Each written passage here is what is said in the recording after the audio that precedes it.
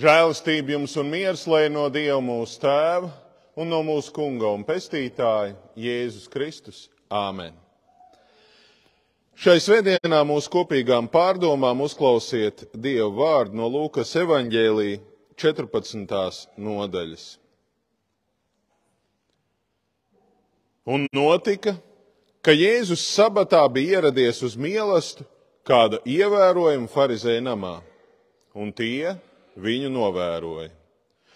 Un lūk, tur bija kāds ūdensērdzīgs cilvēks viņa priekšā, un Jēzus vārdu ņēmis griezās pie bauslības mācītājiem un farizejiem ar jautājumu, vai ir atļauts sabatā dziedināt vai nē, bet tie klusēja.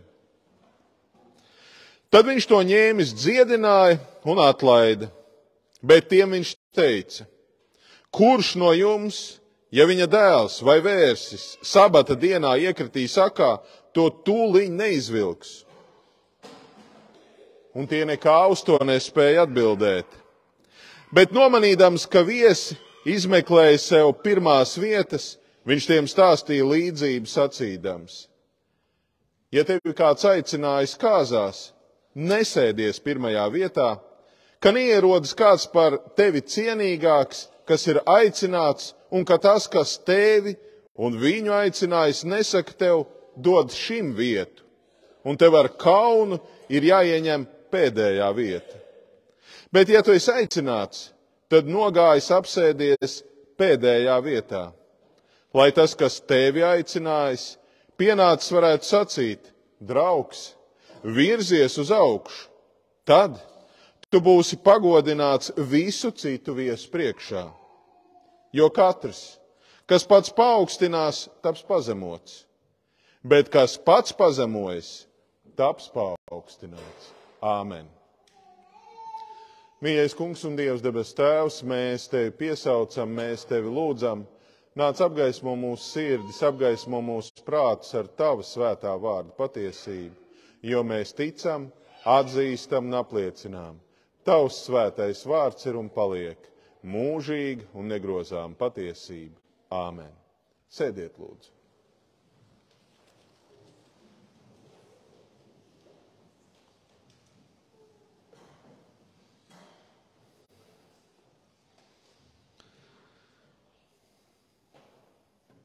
Jēzus, acīm redzot, ir saņēmis uzaicinājumu, jo citādi gan viņš nevarētu tā vienkārši atnākt uz kāda ievērojama, kā šeit evaņģēlists Lūka raksta, farizeja namu.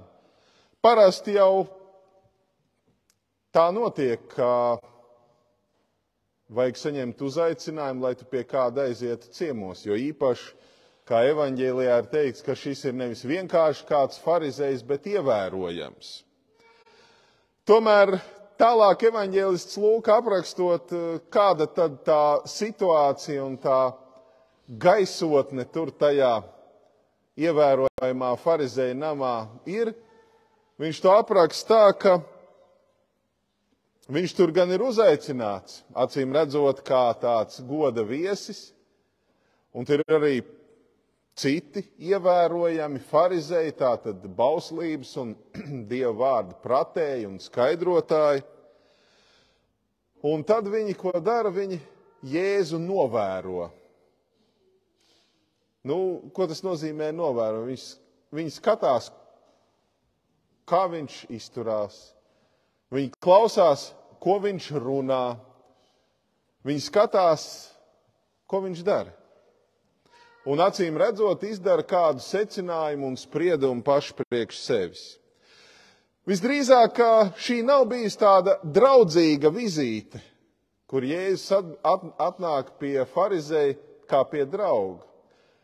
Tā ir vizīte, kurā Jēzus ir ieaicināts, lai pārējie farizeji viņu varētu apskatīt tuvāk un izvērtēt. Bet kā jau vienmēr tas notiek ap Jēzu, ir daudz un dažādi cilvēki, un starp tiem, kuri ir šī ievērojamā farizeja namā, ir nevien farizeji, nevien Jēzus, acīm redzami ar saviem kādiem mācekļiem, bet ir arī kāds cilvēks, kurš ir slims. Droši vien, ka Jēzus apzinās, ka viņu pētī un vētī, bet vairāk par to Jēzus skats ir vērsts uz cilvēkiem, kur ir savās sāpēs, bēdās, vajadzībās. Un tad, kad Jēzus pamana kādu cilvēku, kuram viņš var palīdzēt, Jēzus nevar paiet viņam garām. Vai tur kāds viņu pēta, vai kāds vērtē viņa darbību, viņam tas nav svarīgi. Viņam ir svarīgi palīdzēt cilvēkam. Tur ir kāds slimnieks, par kuru ir sacīts, ūdens sērdzīgs cilvēks stāvēja viņa priekšā. Jēzus pamana šo slimo, un zinot to kontekstu, kurā viņš ir ielūgts, Jēzus izvēlās neprovocēt dārgos aicinātājus un farizējus un gudros bauslībā mācītos vīrus.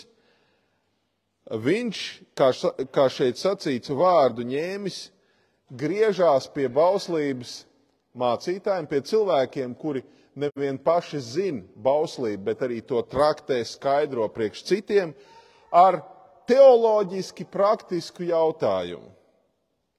Vai drīkst sabatā, vai ir atļauts sabatā dziedināt vai nē? Turklāt Jēzus šo jautājumu neuzdod kā teorētiķis. Parunāsim vispār. Vai drīkst vai nē? Šī ir praktiskā teoloģija no Jēzus puses. Jēzus uzdod jautājumu nevis tādēļ, lai vispārīgi apspriestu dziedināšanu sabatā, bet tā kā viņš redz vienu slimnieku, kuru viņš grib dziedināt un kuram viņš grib un var palīdzēt, Jēzus uzdod teoloģiski praktiski jautājumu tiem gudrajiem vīriem, vai drīkst sabatā dziedināt vai nē. Turklāt ir saprotams, kāpēc Jēzus uzdod šo jautājumu, jo dziedināšanu sabatā viņam bieži vien pārmet kā grēku, kā briesmīgu pārkāpumu. Un tad, Jēzus ir pie šī ievērojamā farizeja, un tur ir citi gudrie un mācītie vīri. Un faktiski tas, ko Jēzus dara, ir, tad vīri gudrie pasakiet. Varbūt kādi mazāk izglītoti, mazāk zinoši, nosoda dziedināšanu sabatā, ko jūs gudrie par to sakat. Re, kur ir slims cilvēks, es varu viņu dziedināt, bet ko jūs sakat, vai tā vispār drīkst? Uz šo Jēzus jautājumu, vai drīkst sabatā dziedināt, gudrie un mācītie, ieskaitot arī ievērojamo farizēju, pie kura Jēzus ir atnācis, visi klusēja. Tie, kuri bija gatavi dot padomus un mācīt citus, nevarēja šajā publiskajā diskusijā par to, vai ir atļauts sabatā dziedināt, šī slimā vīra klātbūtnē un pārējo, kas vēro klātbūtnē, pateikt, jā, var vai nē, nevar. Ziniet, ir tāda spēle, kur mēs dažkārt spēlējam. Nesaka ne jā, ne nē, ne melns, ne balts. Un tad tiek spēlēts un ir zināms, ka pēc neilga laika kāds noteikti iekritīs. Un kāds pateiks kādu vārdu un līdz ar to zaudēs. Un šie farizēji un arī tas ievērojamais farizējs, acīm redzami, sajūtās tā, ka, lai ko viņi teiktu, viņi droši vien pateiks aplami. Ja viņi teiks, ka var dziedināt, tad viņi faktiski attaisnos gan Jēzus iepriekšējās dziedināšanas sabatā, gan dos zaļo gaismu viņam to darīt arī turpmāk. Ja viņi pateiks, nē, nedrīkst sabatā dziedināt,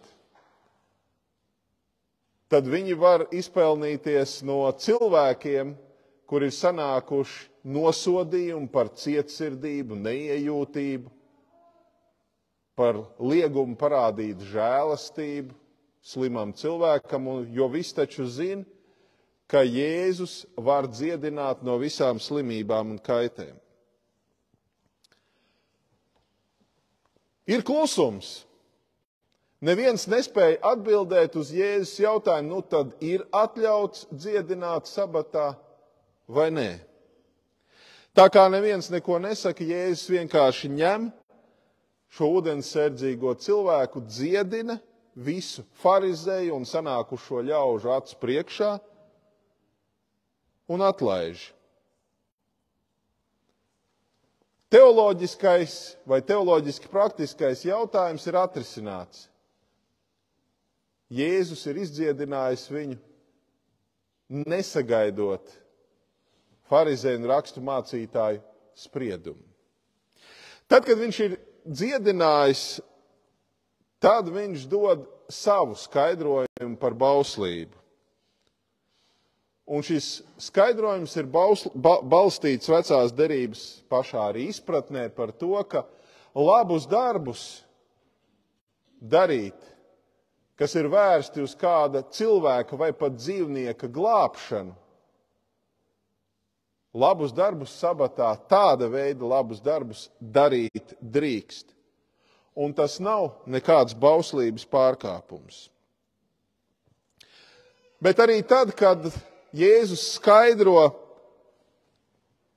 teoloģiski, ka lūk, vecā derība arī nosaka, ka ja kāds ir iekritis, piemēram, akā vai bedrē, vai kā citādi dzīvniekam vai cilvēkam draud dzīvības briesmas, tad šo situāciju var nekavējoties risināt.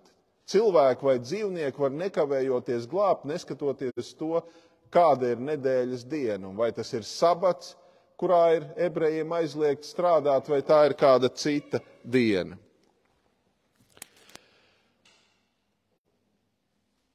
Ko tad Jēzus dara? Jēzus dziedina un paskaidro to, ko viņš ir darījis. Jēzus dziedina un paskaidro, ka viņš nav pārkāpis neko, bet viņa oponenti joprojām klusē. Viņi nespēja pateikt neviena paša vārda.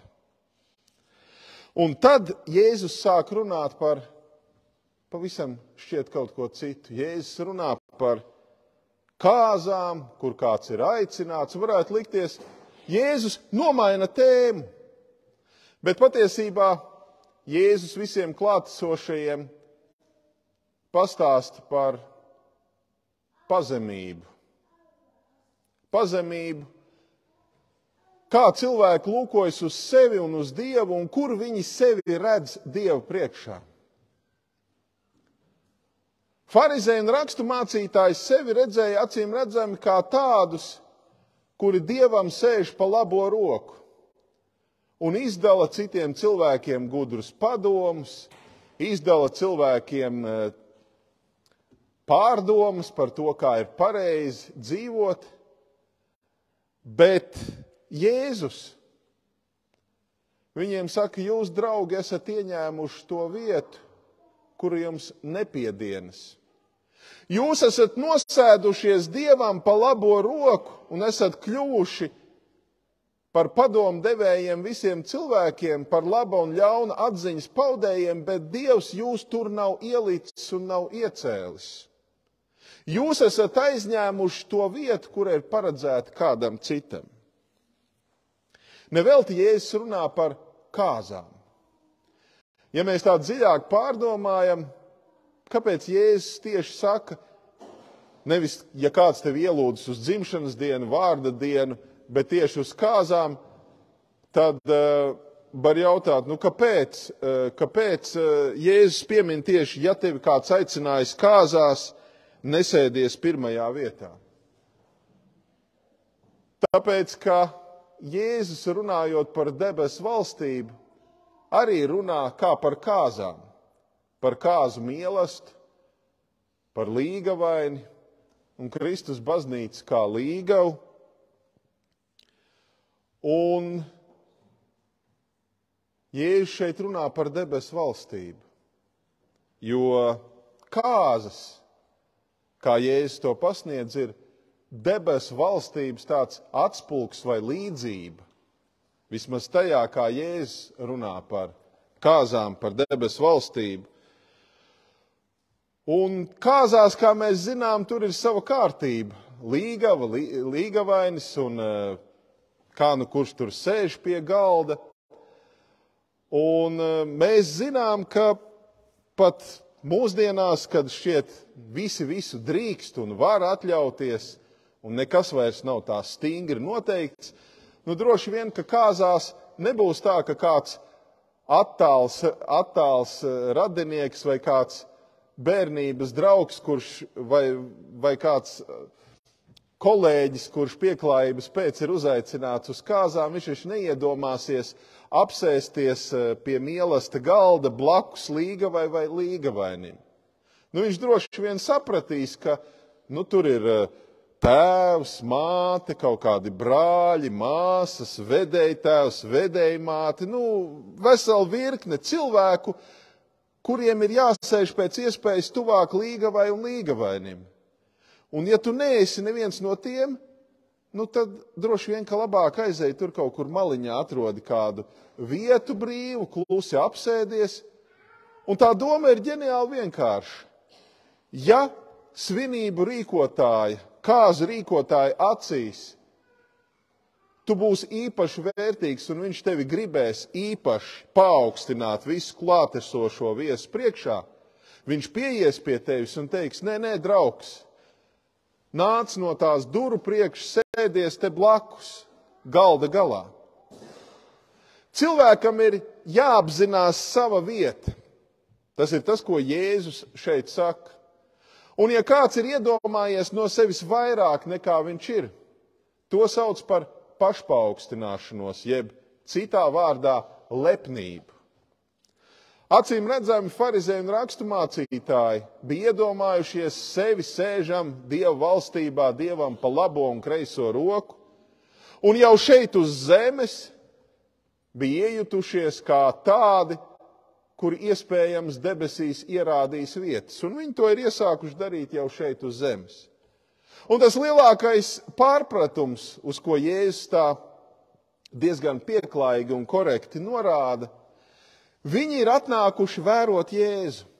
Viņi ir atnākuši, lai izdot kādu vērtējumu, spriedumu par Jēzus darbību, un to droši vien tālāk pēc tam pastāstītu cilvēkiem, Jēzus sekotājiem, teikt, viņš ir labs vai slikts, viņš dara pareizi vai dara nepareizi. Bet Jēzus viņiem tā maigi aizrāda un saka, kas jūs tādi esat? Jēzus saka, kas jūs tādi esat, lai mani vērtētu? Dievs jūs nav aicinājis, un faktiski Jēzus viņiem saka, ka viņš ir tas, kuram jāsēž Dievam pa labo roku.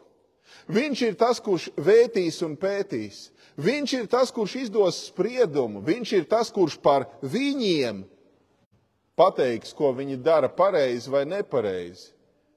Viņš ir tas, kurš sēž pie galda gala. Un viņi ir tie, kuri faktiski arī šajā mīlestā jau tika apkaunoti. Gan ar to, ka viņi nespēja atbildēt uz Jēzus uzdoto jautājumu, gan arī pēc tam, kad Jēzus bija dziedinājis, arī tad viņi nespēja neko pasakīt.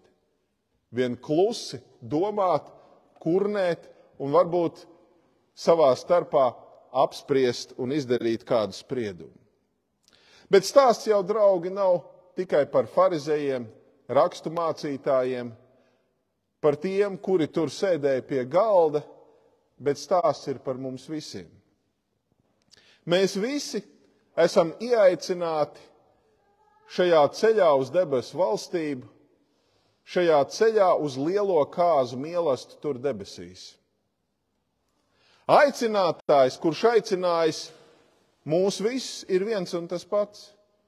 Mūsu mīļais debesu Tēvs mūs ir ieaicinājis kļūt par dalībniekiem viņa debesu kāzu mīlestībā.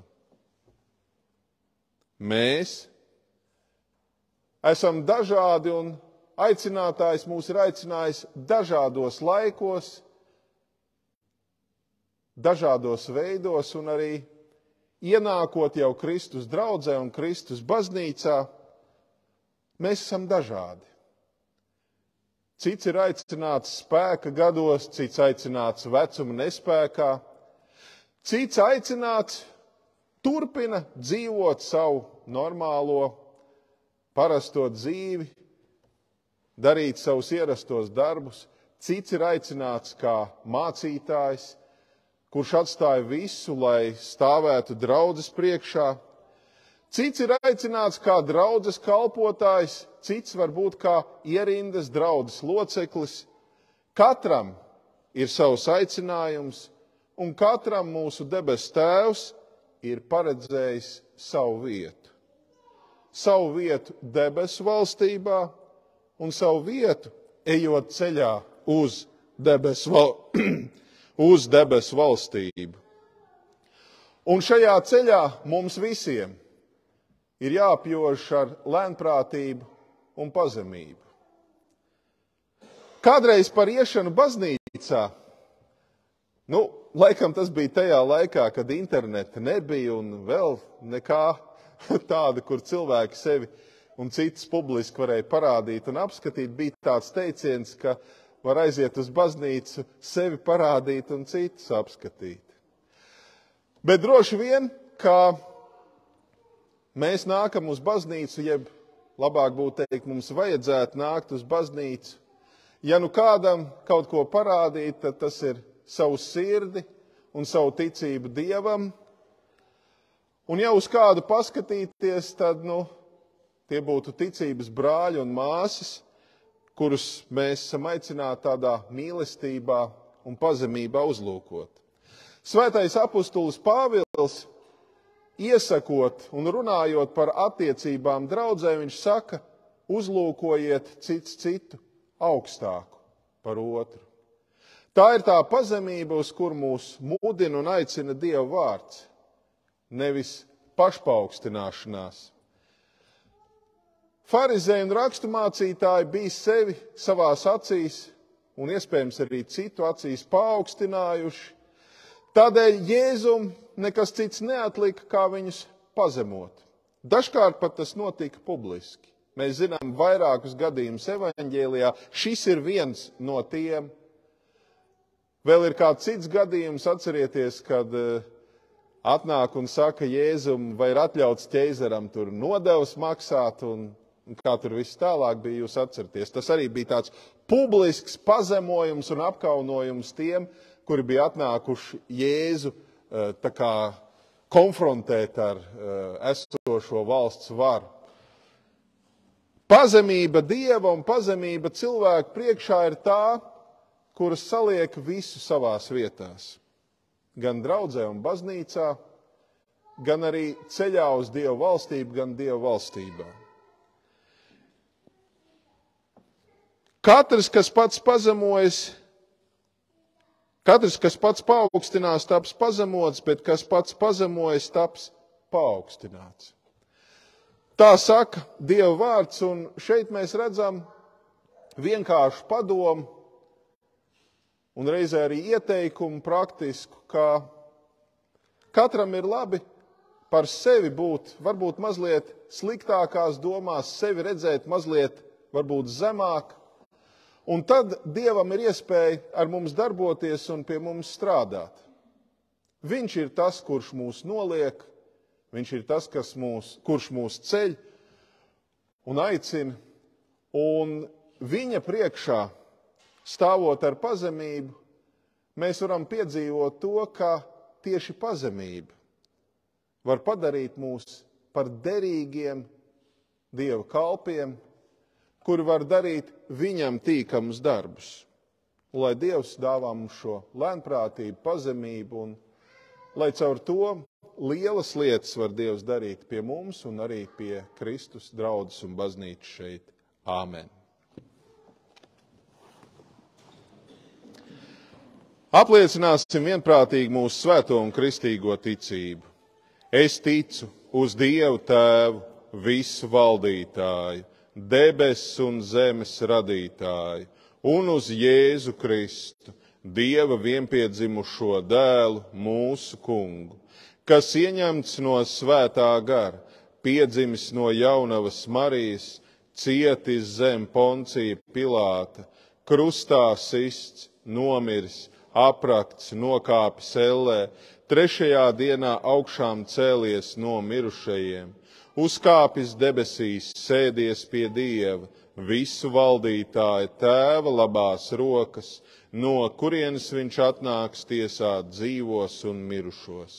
Es ticu uz svēto garu, vienu svētu kristīgu baznīcu, svēto sadraudzi, grēku piedošanu, miesas augšām celšanos un mūžīgo dzīvošanu. Āmen. Un Dieva miers, kas ir augstāks par visu cilvēku prātu un saprašanu, lai svētī un pasargī jūsu sirds un domas Kristu Jēzu mūžīgai dzīvei. Āmen.